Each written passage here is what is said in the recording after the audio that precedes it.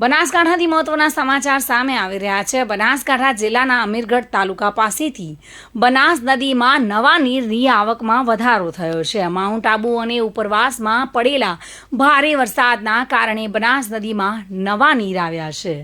બનાસ નદી જીવિત થતાં અમીરગઢ વાસીઓ સહિત ખેડૂતોમાં ખુશી જોવા મળે છે। બનાસકાંઠા જિલ્લાની જીવાદોરી સમાન ગણાતી બનાસ નદીમાં નવા નીર આવતા જગતનો તાત ખુશહાલ જોવા મળી રહ્યો છે। જો કે સાંજ સુધી બનાસ નદીમાં હજુ પણ વધુ પાણીની આવક થાય તેવી આશા પણ વ્યક્ત થઈ રહી છે।